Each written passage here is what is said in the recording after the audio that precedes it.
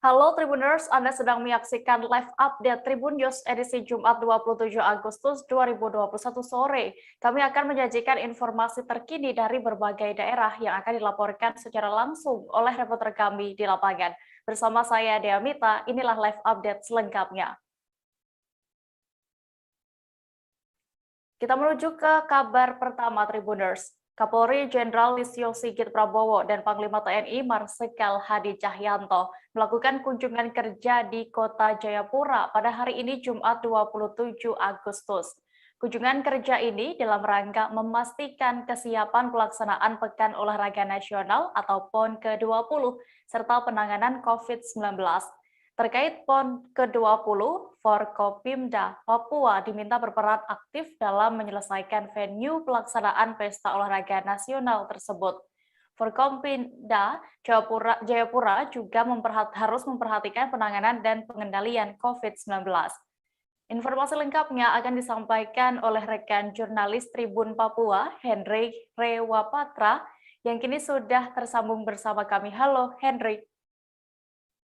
Ya, Dea dan juga Tribuners. Hendrik, bisa Anda informasikan terkait lebih detailnya perihal kunjungan kerja ini? Poin apa saja yang disampaikan oleh Kapolri dan Panglima saat itu? Oke, baik. Dapat saya laporkan bahwa dalam kunjungan kerja Panglima TNI dan Kapolri, ada dua penegasan yakni persoalan PON dan juga vaksinasi. Ya, Tribuners, kedua jenderal minta kepada Forkopimda untuk memastikan kesiapan pelaksanaan Pekan Olahraga Nasional PON 20 dan penanganan COVID-19. Terkait PON 20 ini, Jenderal Listio Sigit berharap Forkopimda Papua harus berperan aktif dalam menyelesaikan pelaksanaan venue PON tersebut. Untuk diketahui, ada 44 venue PON di 4 klaster pelaksanaan PON tersebut. Dan saat ini sudah kurang dari 1 bulan menuju pelaksanaan PON. Begitu dia. Baik, rekan Hendrik, lalu sejauh ini sudah sampai mana capaian vaksinasi di Papua sendiri? Sudah mencapai angka berapa? Oke, baik Dea dan juga Tribuners, untuk diketahui bahwa progres vaksinasi saya di sini fokus kepada Kota Jayapura, di mana tahap pertama sudah mencapai 46,74%, sementara ke tahap kedua sudah mencapai 29%. Begitu dia. Oke, lalu terkait PON ke-20 ini, progres venue capai berapa persen saat ini, dan apakah ada persoalan yang saat ini masih dihadapi terkait venue PON ke-20 nantinya? Hendrik. Oke, Tribuners dan juga dia, keseluruhan 44 venue sudah siap. Namun yang menjadi persoalan yakni hak wilayah yang harus diselesaikan secepatnya agar tidak menghambat nantinya. Kata kedua jenderal tersebut, Forkopimda harus berperan aktif untuk menyelesaikan permasalahan yang ada. Begitu dia. Demikian. Baik. Terima kasih rekan jurnalis Tribun Papua, Hendrik Rewapatra yang melaporkan langsung dari Jayapura. Selamat kembali bertugas.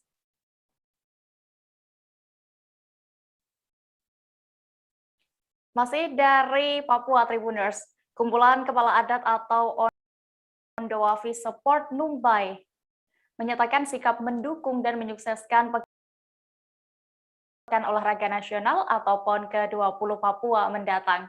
Kepala adat sekota Jayapura itu berkumpul di kediaman Ketua Lembaga Masyarakat Adat atau LMA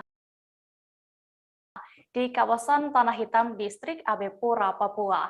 Ketua Lembaga Masyarakat Adat Port Numbai, George Awi, membacakan pernyataan sikap yang berisikan dukungan dan sikap menyukseskan PON ke depan. Pernyataan sikap tersebut langsung disampaikan kepada Wali Kota Jayapura, Ben Hur Tomimano. Pihaknya juga merasa antusias sebab dalam event PON nantinya para kepala adat akan dilibatkan dalam penyambutan tamu. Detail informasinya akan disampaikan langsung oleh rekan wartawan Tribun Papua, Aldi Bimantara, yang kini sudah tergabung bersama kami. Halo Aldi. Ya, halo Dea dan juga Tribuners.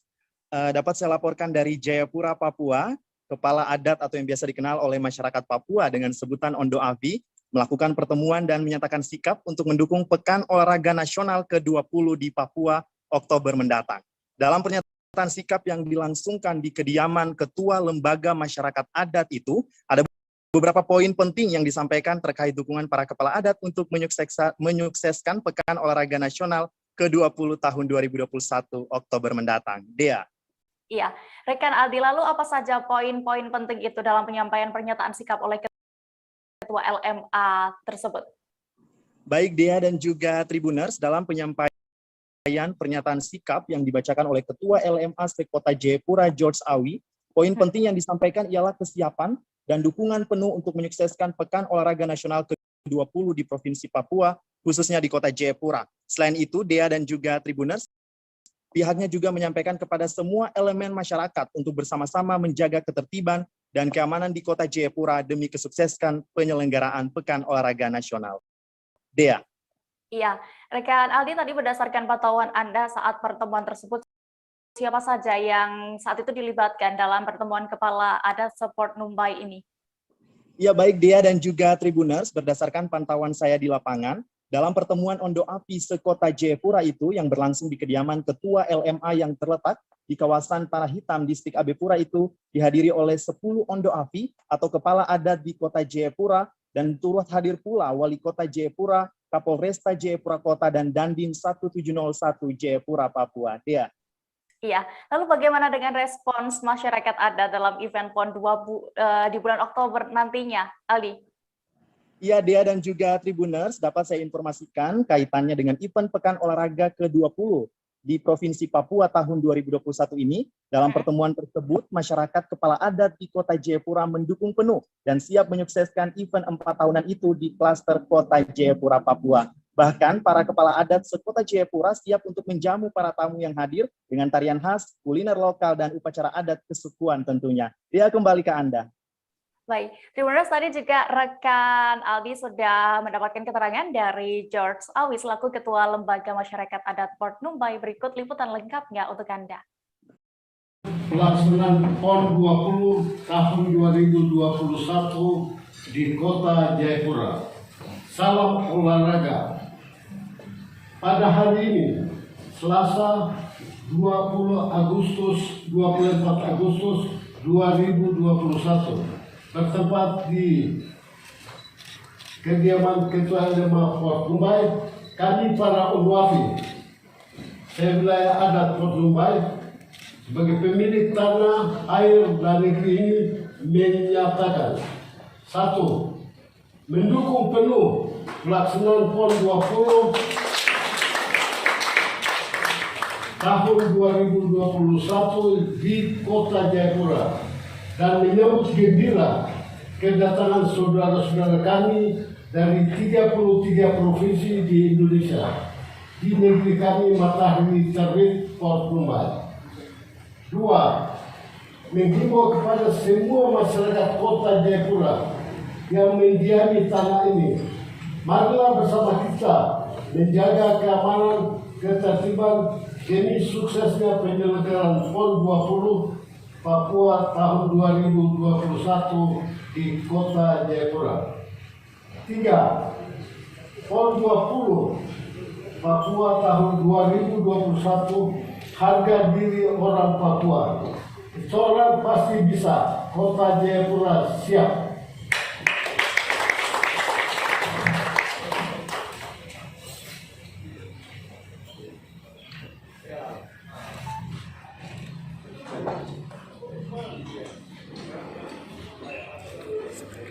Kami para Ondoafi yang bertanda tangan, 1. Ondoafi Nafri Warga.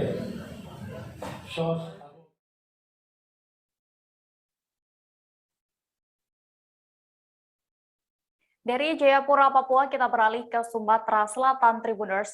Sejumlah baliho gambar Ketua Umum Partai Kebangkitan Bangsa atau PKB Abdul Muhaimin Iskandar alias Gus Muhaimin mulai terpasang di beberapa titik Kota Palembang.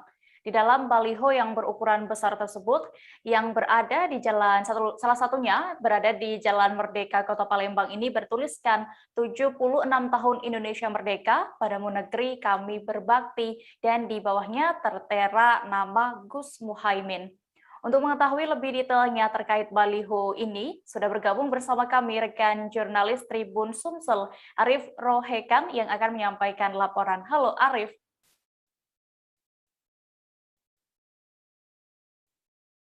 Halo rekan Arif. Ya, Dea. Iya, Siap. rekan Arif, bisa Anda informasikan bagaimana dengan tanggapan parpol terkait di daerah Palembang ini ya, khususnya baliho pimpinan parpol tersebut terpasang di sejumlah titik kota Palembang? Iya, Dea. Ya, dapat kami sampaikan sebenarnya partai-partai ini masih malu-malu, Dea. Dengan masih memasang baliho gambar-gambar pimpinan partainya seperti ya mungkin bukan Gus Muhaimin saja kayak gitu. Ada juga Ketua Umum Golkar, Airlangga Hartarto, termasuk Ketua DPP PDIP Puan Maharani. Ya, tapi mereka beragam-ragam. Biasanya ketua partai yang di daerah ini menyampaikan mereka masih malu-malu kalau itu mereka yang memasangnya. Kayak gitu dia. Baik, lalu apakah ada tanggapan dari beberapa pengamat politik, maksud kami, terkait adanya pemasangan baliho ini?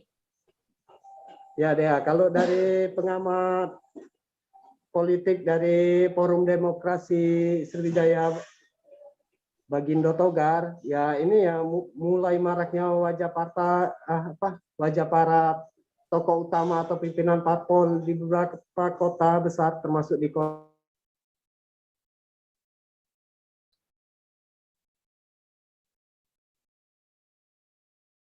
Halo rekan Arif.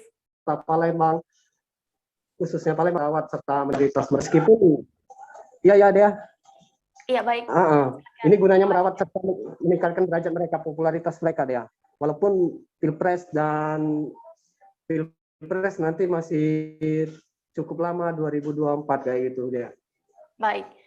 Tribuners, tadi juga rekan Arif juga sudah berhasil mendapatkan keterangan dari DPW PKB Sumsel, Ramlan Ho, dan terkait baliho tersebut. Berikut keterangan lengkapnya untuk Anda.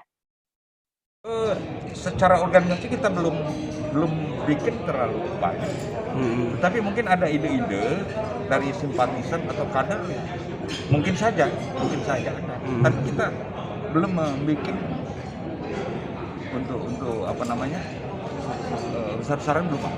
Tapi ada arah akan maju ke Pilpres 2024 kayak gitu Kak? Ya itu pasti, semua partai pasti, termasuk juga PKB. Nah, apalagi kita sekarang ranking keempat, bahkan di beberapa survei tiga besar. Ya tentunya bukan hal yang mustahil bahwa PKB akan mengusung kader, salah satunya Gus Muhaimin untuk dijadikan calon presiden ke depan. Kak, tapi ada arahan dari DPP Kak untuk memperbanyak kayak gitu Kak baliho untuk supaya masyarakat? Belum ada. Sampai sekarang kita belum ada instruksi, tapi instruksi yang disampaikan ini kita harus bersama-sama masyarakat, komponen masyarakat, agar kita peduli dengan situasi pandemi. Ini yang diarahkan cuma. Berarti itu inisiatif ya Kak ya? Kawan-kawan kader. Satu inisiatif, mungkin juga ada kader atau simpatisan. Karena kita belum terdata ini siapa-siapa yang bikin. Di mana-mana kita belum tahu ini. Tapi harapannya Kak, dengan adanya itu semakin dikenal kayak gitu Kak ya? Atau gimana Kak? Ya, mungkin insya Allah nanti kita bicarakan kalau soal persiapan calon presiden, wapres itu nanti kita bicarakan. Karena ini belum ada pembicaraan secara khusus. Oke. Wali Kota Makassar Dani Pomanto melantik 15 camat baru di Anjungan Partai Loksari Makassar hari ini Jumat 27 Agustus pagi. Wali Kota melantik para camat yang pernah membawa Makassar mendapatkan laporan penyelenggara pemerintah daerah atau LPPD nomor 1 di Indonesia. Selesai pelantikan, Dani Pomanto memberikan 4 perintah kepada seluruh camat yang baru dilantik. Orang nomor 1 di pemerintahan Makassar ini juga menegaskan tidak segan-segan memberhentikan mereka jika nantinya dianggap tidak mampu bekerja. Selengkapnya akan disampaikan rekan jurnalis Tribun Timur AM Ihsan yang kini sudah terhubung bersama kami. Halo Ihsan. Ya, rekan dia. Ya, Rekan Ihsan, berdasarkan informasi yang sudah Anda himpun, apakah sudah diketahui alasan Dhani ini mengganti seluruh camat di sana?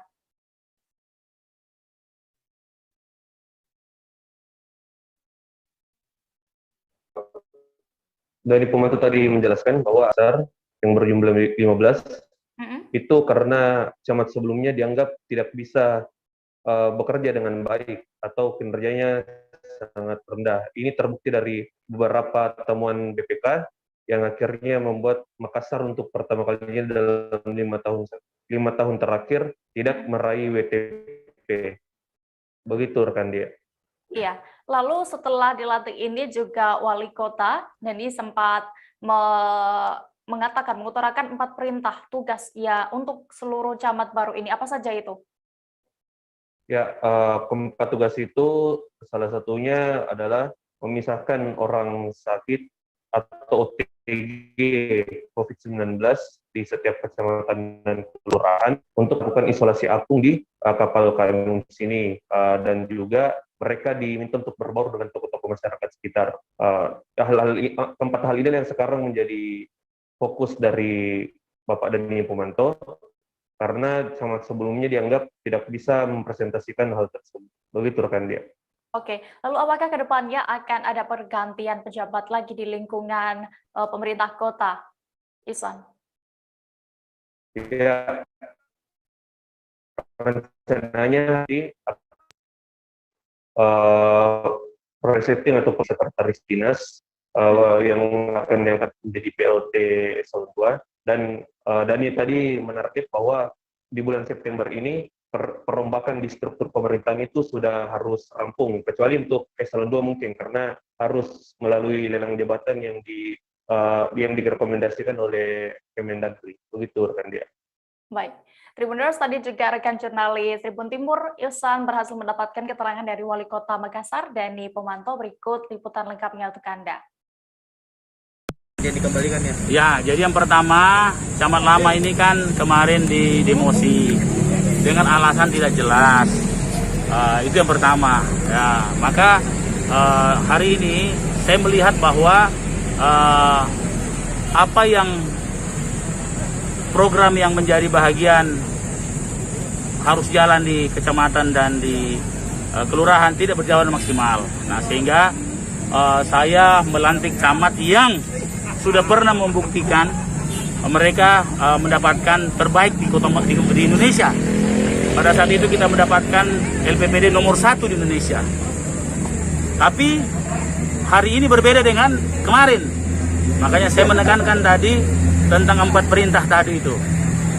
Yang kedua, semua yang mulai hari ini yang kita lantik sejak COVID kemarin, ini adalah rangkaian awal daripada rentetan resetting. Seperti apa yang saya dan Ibu Fatma janjikan kepada masyarakat. Ada 3.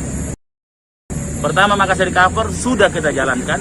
Resetting mulai kita jalankan. Dan akselerasi infrastruktur. Ini belum kita umumkan.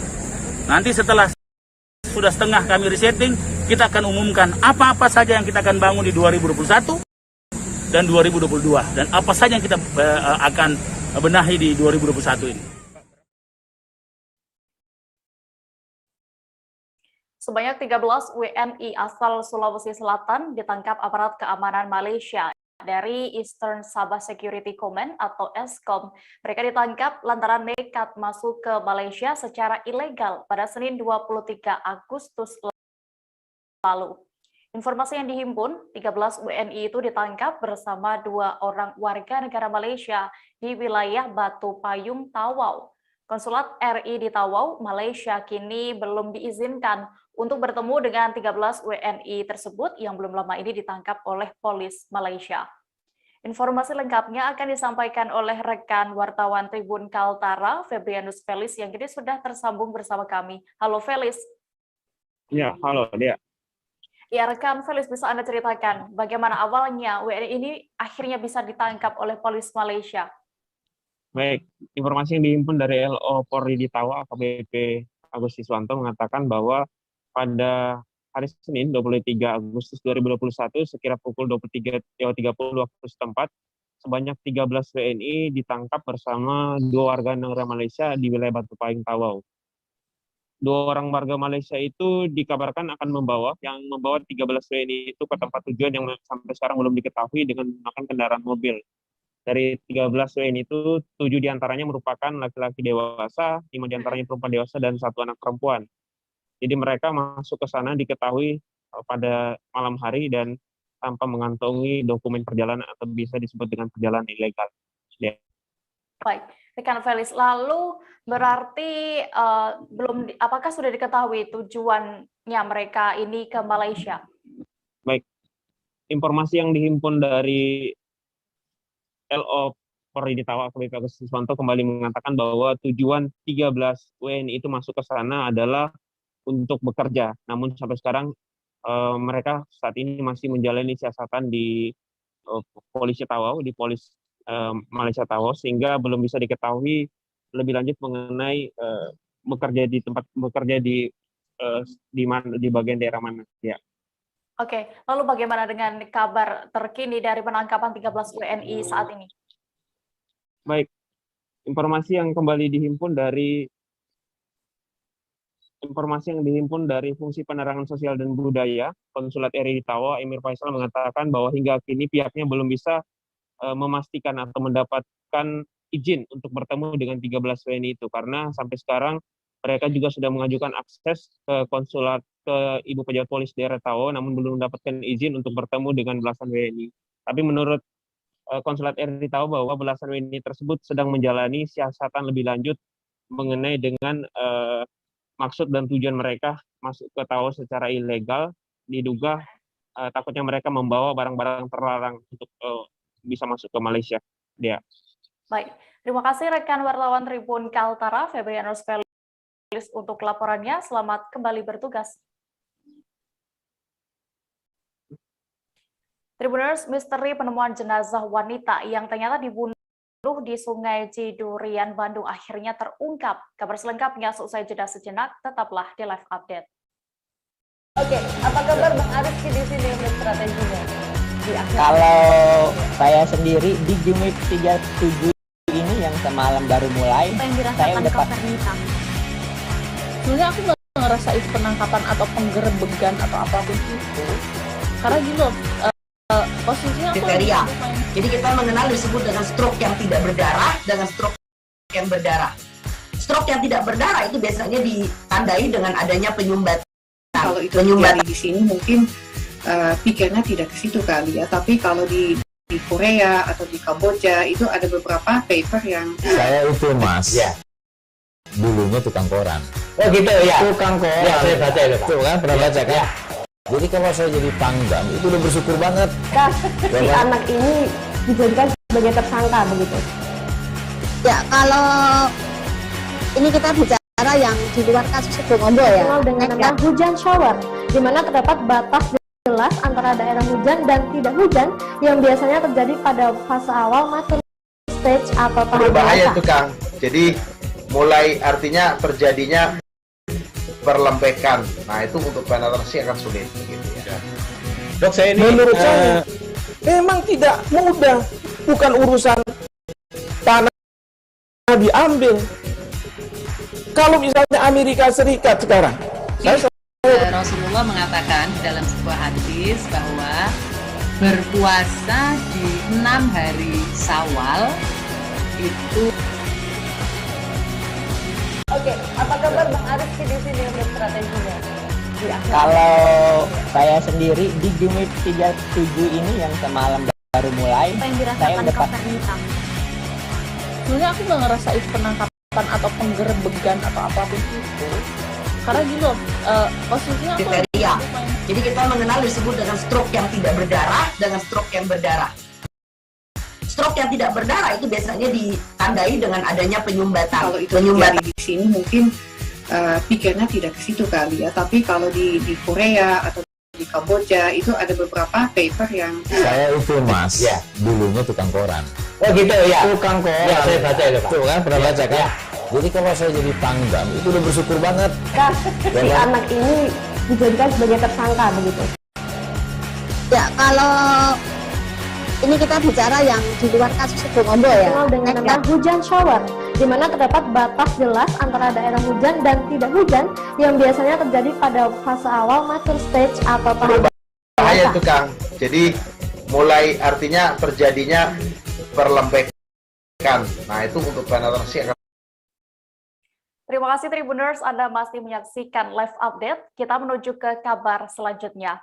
Prajurit US Army yang tergabung dalam Mobile Training Team Security Force Assistance Brigade atau tim MTT SFAB mulai melakukan kegiatan latihan bersama Batalion Infanteri Mekanis 900 Garuda Nusantara, negara Jembrana, Bali pada Jumat 27 Agustus hari ini. Prajurit terbaik militer Amerika Serikat ini disambut dengan penuh kehangatan setibanya di Mako Yonif Mekanis 741 GN diiringi suara gamelan alat musik tradisional Bali sembari kedua belah pihak saling berkenalan. Menurut Komandan Yonif Mekanis 741 GN Letkol Infanteri Amin Muhammad Said, kegiatan latihan bersama ini merupakan program TNI Angkatan Darat untuk meningkatkan kekuatan kerjasama dengan Amerika Serikat serta mengenalkan budaya Bali. Kabar selengkapnya akan disampaikan rekan wartawan dari Tribun Bali, Adrian Amurwonegoro yang kini sudah terhubung bersama kami. Halo Adrian. Halo, selamat sore Dea. Iya, rekan Adrian bisa Anda informasikan lebih detailnya apa saja giat US Army di Yonif Mekanis 741 Garuda Nusantara Bali kali ini? Baik Dea dan juga saudara, dapat kami laporkan bahwa pada hari ini rombongan Mobile Training Team Security Force Assistance Brigade dari US Army ini mulai kembali melakukan kegiatan latihan bersama di Yonif Mekanis 741 Garuda Nusantara di kota atau kabupaten negara di Jembrana. Dan sebelumnya seminggu yang lalu tim dari US Army ini juga melakukan latihan bersama di Yonif Rider 900 Buleleng. Dan pada hari ini kedatangan mereka di Yonif Mekanis 741 Garuda Nusantara disambut dengan hangat oleh terutama Danjon, oleh Letkol Infanteri Amin Muhammad Said dan juga beserta jajarannya yang menyambut dengan penuh kehangatan rombongan dari US Army ini yang memulai kegiatannya pada hari pertama ini. Ya, dan dapat saya jelaskan bahwa pada kegiatan hari pertama ini kegiatan dilakukan dengan perkenalan terlebih dahulu, kemudian mereka melakukan kegiatan ramah-tamah yang diiringi suara gamelan musik alat tradisional dari Bali. Tentunya ini juga merupakan salah satu pengenalan budaya Bali ya. Dan selanjutnya setelah jam makan siang mereka melakukan kegiatan yakni berupa diskusi atau secara teori mereka melakukan diskusi mengenai teknik-teknik menembak dan mereka juga dikenalkan mengenai beberapa cara menembak dari para prajurit US Army ini. Dan dari prajurit Yonif Mekanis sendiri terlihat antusias mengikuti kegiatan ini ya, terutama juga Danjon yang menyambut positif kegiatan yang dilakukan oleh US Army yang bekerja sama dengan TNI AD ini ya. Oke, rekan Adrian, tadi juga sebelumnya US Army telah melakukan latihan bersama dengan Infanteri 900 ya, Batalion Infanteri 900, lalu sekarang ini bersama Yonif Mekanis 741 GN. Lalu berapa lama mereka akan melaksanakan latihan bersama di sana? Baik ya, jadi dapat saya jelaskan bahwa prajurit US Army atau Tentara Amerika Serikat ini melakukan kegiatan di wilayah teritorial Kodam 9 Udayana, khususnya di wilayah Bali ini ada dua unit, ada 2 batalion infanteri yakni Rider 900 dan juga Mekanis 741 di tempat saya berdiri di Jembrana sekarang ini.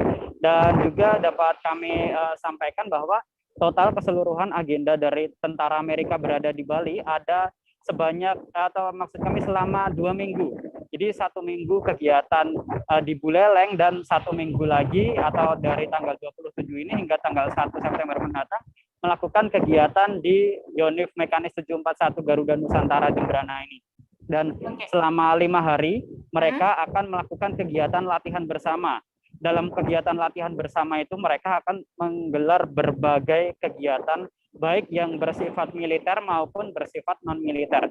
Yang bersifat militer mereka akan melakukan kegiatan seperti drill tempur. Mereka akan bertukar pengalaman, sharing dari taktik tempur seperti menggunakan senjata, pertempuran jarak dekat, pertempuran di perkotaan, pertempuran malam, kemudian pertempuran serbuan udara, hingga perencanaan operasi.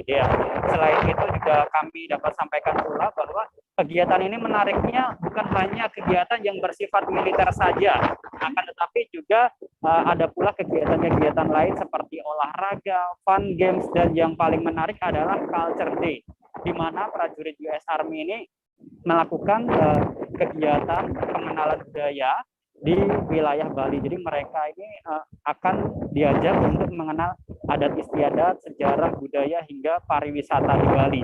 Dan saya tadi juga sempat berbincang dengan salah satu pimpinan rombongan dari MTT SFAB US Army, yakni Kapten Eric Kari maksud kami, yang mengaku dirinya sangat terkesan dengan Bali. Dirinya sangat antusias mengikuti kegiatan-kegiatan latihan bersama ini selama 2 minggu di Bali ini, dan mereka sangat terkesan dengan adat istiadat, dengan budaya, dengan pariwisata yang ada di Bali. Bahkan Kapten Eric sendiri juga mengaku sangat terkesan dengan pengalaman selama ada di Bali ini, dan nantinya suatu saat akan kembali lagi bersama keluarga untuk berwisata di Bali. Baik, Tribuners, tadi juga rekan Adrian berhasil melakukan wawancara bersama pimpinan rombongan MTT SFAB US Army dan juga Komandan Yonif Mekanis 741 Garuda Nusantara Jembrana. Berikut keterangan lengkapnya untuk Anda. Komandan Batalion Yonif Mekanis 741 Garuda Nusantara dengan Letkol Infanteri Amin Muhammad Said. Baik Pak Amin, mungkin bisa dijelaskan terkait kegiatan latihan bersama dengan MTT SFAB US Army ini, sama berapa lama kegiatan akan dilangsungkan, kemudian kegiatannya apa saja dan materi yang diberikan apa saja? Baik, program ini merupakan program dari Angkatan Darat yang ditujukan ke beberapa batalion yang ada di Indonesia. Nah, salah satunya yang berada di wilayah Kodam 9 Udayana ini ada Batalion 900 Rider dengan Batalion Mekanis Infanteri 741 Garuda Nusantara. Nah, mereka di sini sudah berada kurang lebih sekitar seminggu. Mereka mulai dari tanggal 19 kemarin dan sudah diterima oleh Bapak Panglima Kodam 9 Udayana pada tanggal 20, kemudian melanjutkan kegiatan di Batalion 900 Rider. Nah, hari ini mereka memulai awal latihan di tempat kita. Nanti rencana ke depan ada beberapa materi yang akan mereka laksanakan. Salah satunya adalah materi taktik, kemudian pertukaran pengetahuan tentang taktik dan strategi. Kemudian di lain itu juga, di luar kegiatan militer, kita juga membangun sebuah kegiatan kerjasama yang baik sehingga terjalin hubungan yang baik antar personil, antara SPF sendiri dengan Batalion Infanteri Mekanis 741. Kemudian ada kegiatan lagi yang lain nanti adalah olahraga, dan kita akan melaksanakan kegiatan Culture Day, yaitu memperkenalkan tentang pertukaran budaya mereka dengan budaya kita. Jadi diharapkan sampai tanggal 1 September kegiatan ini bisa berjalan dengan lancar dan baik. Oke, mungkin harapannya antar hubungan dua negara, antara Indonesia dengan Amerika ini nanti kedepannya apa dengan latihan bersama ini? Ya, jadi diharapkan nanti hubungan latihan Indonesia dengan Amerika ini itu kita... Okay. Good afternoon. Good afternoon, Captain Eric. Captain Eric Curry. Okay. I'm with 2nd Battalion, 5th SFAB, Security Force Assistance Brigade. I'm here with the 741st Mechanized Infantry Battalion, where we'll be here for the next 7 days or so. Okay. We have some very exciting training lined up. We're going to go over basic rifle marksmanship, advanced rifle marksmanship, as well as some casualty care. We're going to, and then hopefully when we leave here, we have a stronger relationship than when we arrived. So far, my experience here in Bali has been the best experience I've ever had in my entire life. Everyone here has been extremely kind, extremely welcoming to my team and I am I'm grateful for that. I look forward to the training that we have coming up for the next few days. Is it your first time in Bali? It is my first time in Bali. This is my first time in Indonesia, and it's been a wonderful experience. I'm definitely going to have to come back someday. Okay. Can you, how do you feel experience 1 week in Bali? Yes. Can you about culture in Bali, tourism in Bali? Yes. So the 1 week that I've been here so far, it feels like a vacation. So I'm probably cheating a little bit because I'm supposed to be working, but I've been having so much fun since I've been here. It's been outstanding. Ke Jawa Barat, Tribuners. Perempuan berinisial SS berusia 20 tahun ditemukan tewas terbungkus selimut di Sungai Cidurian, Kota Bandung, Jawa Barat beberapa waktu lalu. Berdasarkan hasil autopsi, pihak kepolisian menyebut korban tewas karena mengalami puluhan luka tusuk. SS ternyata merupakan seorang pekerja seks komersil atau PSK. Terungkap pula, korban ternyata dibunuh teman kencannya sendiri bernama Iqbal Ahmad Romadoni berusia 22 tahun di rumah pelaku Kecamatan Buah Batu, Kota Bandung pada 12 Agustus kemarin. Detail informasinya akan disampaikan langsung oleh rekan wartawan Tribun Jabar, Nasmi Abdurrahman yang kini sudah bergabung bersama kami. Halo Nasmi. Iya, Dea. Iya, Nasmi, apakah saat ini pelaku pembunuh dari korban berinisial SS ini sudah ditangkap dan apakah juga sudah diketahui motif pelaku ini menghabisi nyawa korban? Ya, selamat sore Dea dan Tribuners dimanapun Anda berada. Jadi motif dari pelaku ini menghabisi nyawa teman kencannya karena pada saat teman kencan tersebut datang ke rumah pelaku tidak dapat melakukan ereksi sehingga rencana untuk berkencan pun batal. Namun saat PSK atau korban tersebut akan pulang, korban meminta uang kepada pelaku untuk mengganti uang ongkos taksinya sebesar 100.000. Namun pelaku karena tidak melakukan apa-apa, jadi dia tidak ingin memberikan uang pengganti. Nah saat itu korban menggigit tangan pelaku. Pelaku pun membalas korban dengan tusukan menggunakan pisau dapur sebanyak 65 kali di dada depan dan belakang. Pelaku diamankan unit Resmob Polrestabes Bandung bersama jajaran Polsek Rancasari di daerah Kabupaten Ciamis. Pelaku melarikan diri ke Ciamis untuk bersembunyi di rumah neneknya. Dan saat akan ditangkap, pelaku mencoba melarikan diri sehingga diberikan tindakan tegas dan terukur berupa tembakan di kaki kirinya. Dea. Oke, rekan Nasmi, lalu apakah sudah diketahui informasi terkait ancaman hukuman yang diberikan kepada pelaku ini? Ya, polisi menjerat pelaku dengan pasal 338 KUHP tentang merampas nyawa orang lain dengan sengaja. Adapun ancaman untuk pelaku ini kurungan penjara selama 15 tahun. Demikian, Dea. Baik, Tribuners, tadi rekan Nasmi berhasil mendapatkan keterangan dari Kapolrestabes Bandung, Kombes Pol Aswin Sipayung terkait peristiwa pembunuhan ini. Berikut liputan lengkapnya untuk Anda. Hari Jumat itu, tersangka membawa korban menggunakan gerobak pasir yang sudah ada di depan rumah tersangka ke sungai Cidurian, ya, nggak jauh dari rumah tersangka atau TKP 1. Dan tersangka mau mendorong atau memasukkan korban ke sungai. Kemudian tanggal 16 Agustus 2021 pukul 9.00 warga menemukan mayat di Sungai Cidurian. Demikian. Kalau misalnya tersangka diamankan di mana, Dan?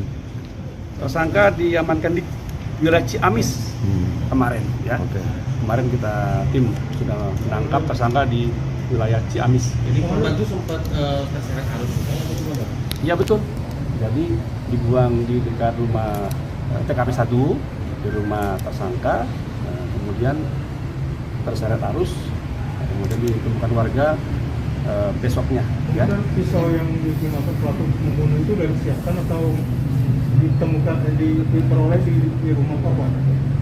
menurut keterangan saksi, menurut keterangan tersangka bahwa pisau itu memang pisau yang sudah ada di situ.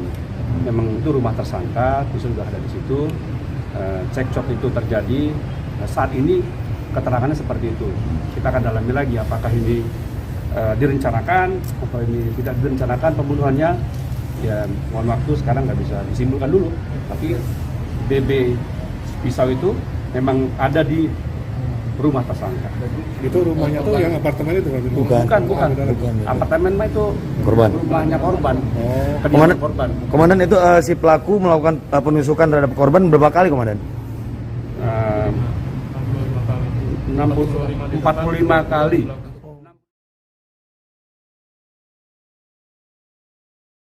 Berikutnya masih dari Jawa Barat, Tribuners. Warga Desa Pemulihan Kecamatan Cipicung, Kuningan, Jawa Barat dihebohkan dengan temuan ribuan peluru dan sejumlah mortir. Benda itu ditemukan warga saat membersihkan kuburan di tempat pemakaman umum desa setempat. Ribuan peluru dan sejumlah mortir yang ternyata masih aktif itu kemudian diserahkan ke Makodim 0615 Kuningan. Petugas kepolisian didampingi anggota TNI dari Kecamatan Ciawi Gebang akhirnya juga melakukan pemasangan garis polisi di TKP. Kabar selengkapnya akan disampaikan rekan wartawan dari Tribun Cirebon, Ahmad Ripai, yang kini sudah terhubung bersama kami. Halo, Ipai. Ya, Dea. Ya, rekan Ipai, bisa Anda informasikan lebih detailnya terkait penemuan ribuan peluru dan mortir, sejumlah mortir ini? Baik, dapat saya sampaikan dari informasi mengenai penemuan ribuan peluru dan mortir itu terjadi saat warga melakukan bersih-bersih tempat pemakaman umum yang berada di Desa Pemulihan Kecamatan Cipicung, Kabupaten Kuningan, di mana diketahui warga saat melakukan bersih-bersih itu tidak sengaja menggarukkan alat kebersihannya terhadap tanah, dan kemudian diketahui ada semacam gentong yang kemudian digaruk, dan hasilnya itu adalah ribuan peluru dan 6 mortir. Begitu. Oke, lalu apakah ada informasi bagaimana awalnya bisa ada ribuan peluru dan juga 6 mortir ini ditemukan di tanah tersebut? Berdasarkan keterangan perangkat desa setempat bahwa ribuan peluru dan mortir di sana itu diketahui terjadi sewaktu agresi militer 2, kurang lebih tahunnya 1948, karena desa tersebut juga dikenal dengan sebagai persembunyian ataupun basis daripada tentara Republik Indonesia yang mendapat ancaman ataupun serangan dari tentara luar ataupun penjajah lainnya. Di sana juga desanya membangun sebuah tugu yang memang identik dengan mortir tersebut. Dan kejadian penemuan peluru ataupun mortir ini merupakan kali kedua dalam beberapa tahun terakhir. Sehingga kemarin membuat warga heboh dan melakukan pelaporan terhadap petugas kepolisian serta Babinsa Koramil Ciawi Gebang, begitu. Ya. Oke. Rekan Pak I, terkait tadi informasi yang menyebut bahwa ribuan peluru dan mortir ini masih aktif, apa ancamannya? Ya, saat ditemukan ribuan peluru dan mortir tadi, warga langsung melakukan pelaporan terhadap petugas kepolisian dan TNI dari Koramil Ciawi Gebang, yang selanjutnya daerah tersebut dilakukan pemasangan garis polisi untuk menghindari hiruk pikuk atau kegiatan masyarakat yang biasa dilakukan di tempat pemakaman umum. Kemudian barang tersebut itu diserahkan ke markas Kodim Kabupaten Kuningan, di mana berdasarkan keterangan yang saya dapat dari Pasi Intel Kodim, ribuan peluru dan mortir itu diduga masih aktif dan sangat berbahaya bagi keselamatan ataupun kenyamanan lingkungan masyarakat. Begitu dia. Baik, Tribuners, tadi rekan Pak I juga berhasil mendapatkan keterangan dari Jamat selaku perangkat Desa Pemulihan dan juga Pasi Intel Kodim 0615 Kuningan, Kapten Ridwan. Berikut liputan lengkapnya untuk Anda.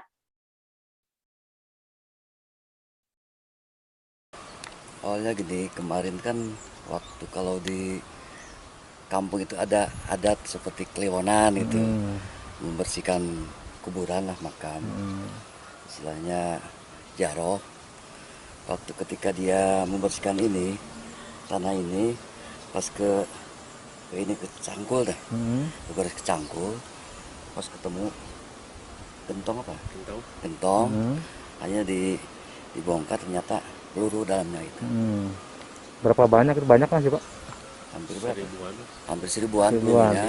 Selain peluru, apa lagi katanya ada mortir Pak? Ada. Ada berapa itu Pak? 6 buah ya. Oh 6 buah. Ya. Selanjutnya gimana Pak? Itu diserahkan ke mana Pak? Kemarin tuh?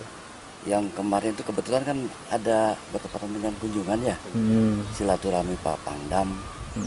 Di sini Pak?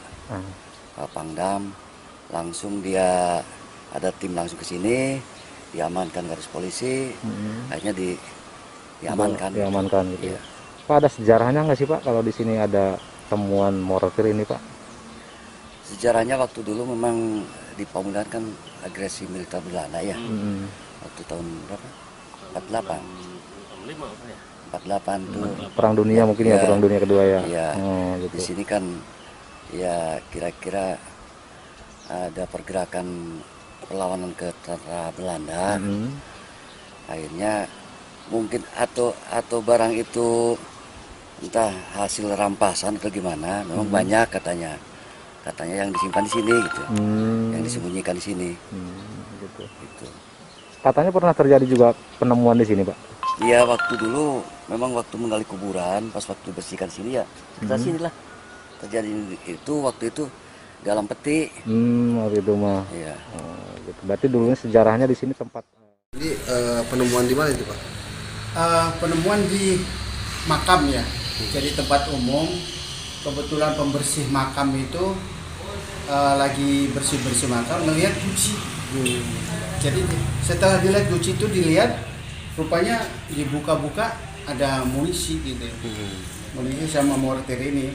Jadi mereka juga tidak nyangka kalau ini ada munisi gitu, karena itu bentuknya guci dan tempatnya di pemakaman di tempat umum. Jumlahnya berapa Pak? Untuk yang kaliber 7,26 itu 1095. Yang kaliber 9 mili itu ada 444. Yang mortirnya ada 6. Ini semua aktif Pak atau gimana Pak? Aktif semua ini. Aktif, hanya mungkin udah karakter udah lama ya. Sudah nggak bisa digunakan lagi, tapi sebenarnya aktif. Termasuk ini mortir isyarat. Jadi sama ya untuk isyarat, jadi bukan mortir untuk meledakan, itu hanya untuk isyarat saja. Jadi kalau semua di pertempuran kita ngasih kode mungkin akan dijemput pakai heli yang menggunakan mortir ini. Jadi sebagai isyarat saja. Nah untuk Pak, ini diprediksi berapa tahun Pak? Ya kalau ini kan senjata Jeren ya. Senjata Jeren itu zaman perang kita, zaman kemerdekaan. Jadi Jeren juga kita sudah tidak ada lagi, senjatanya sudah dimusnahkan. Jadi ini digunakan untuk senjata Jeren. Nah Pak, ketika bicara keaktifan Pak, apakah ini membahayakan atau ancamannya gimana itu Pak? Ya bahaya memang.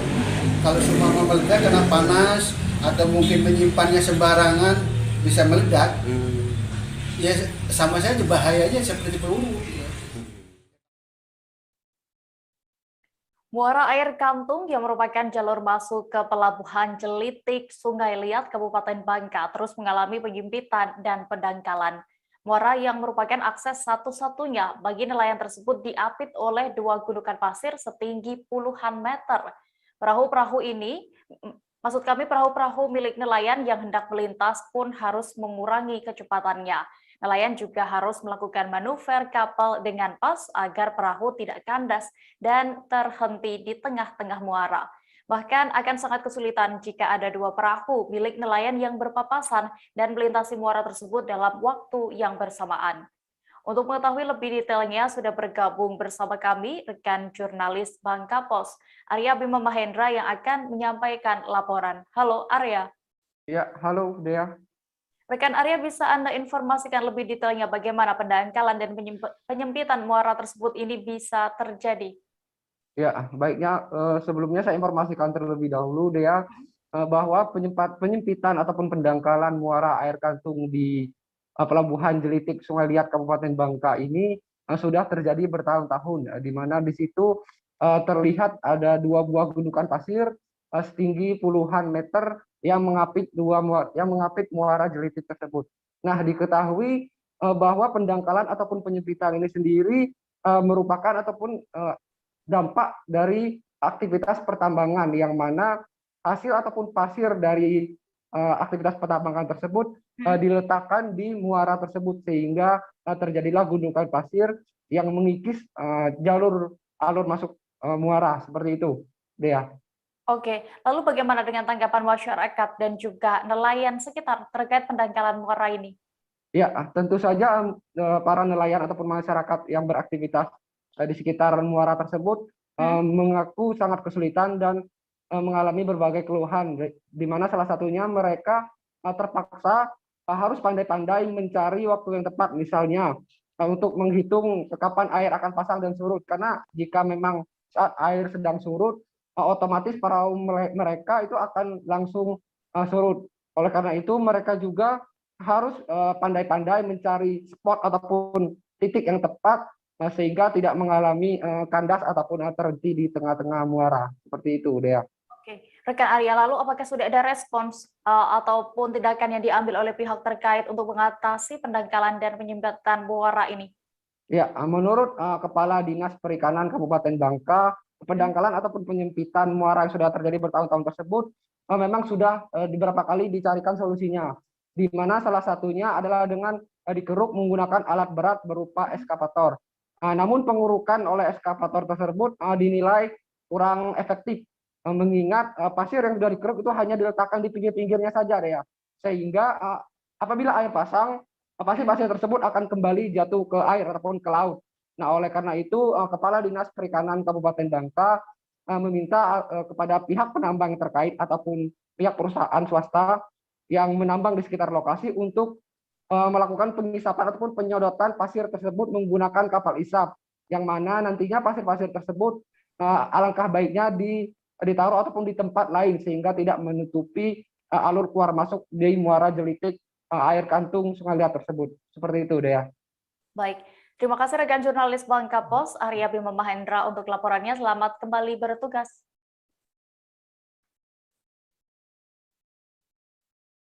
Tribuners, kami masih akan menyajikan informasi menarik lainnya. Jangan kemana-mana, tetaplah di live update. Oke, apa kabar Bang Arif di sini untuk strateginya? Kalau saya sendiri di Jumip 37 ini yang semalam baru mulai, saya udah sebenarnya aku nggak ngerasa itu penangkapan atau penggerebegan atau apapun itu, karena gini loh, posisinya aku kriteria. Jadi kita mengenal disebut dengan stroke yang tidak berdarah dengan stroke yang berdarah. Stroke yang tidak berdarah itu biasanya ditandai dengan adanya penyumbatan. Kalau itu terjadi di sini mungkin pikirnya tidak ke situ kali ya, tapi kalau di Korea atau di Kamboja itu ada beberapa paper yang saya itu Mas, ya, dulunya tukang koran. Oh gitu ya. Tukang koran. Ya, saya baca itu, Pak. Tuh kan pernah baca kan? Ya. Jadi kalau saya jadi pangdam itu udah bersyukur banget. Si anak ini dijadikan sebagai tersangka begitu. Ya, kalau ini kita bicara yang di luar kasus Bongombo ya. Dengan nama hujan shower, di mana terdapat batas jelas antara daerah hujan dan tidak hujan yang biasanya terjadi pada fase awal mature stage atau tahap berbahaya itu Kang. Jadi mulai artinya terjadinya perlembekan. Nah itu untuk penetrasi akan sulit. Gitu ya. Dok, saya ini menurut saya memang tidak mudah. Bukan urusan tanah diambil. Kalau misalnya Amerika Serikat sekarang, Rasulullah mengatakan dalam sebuah hadis bahwa berpuasa di 6 hari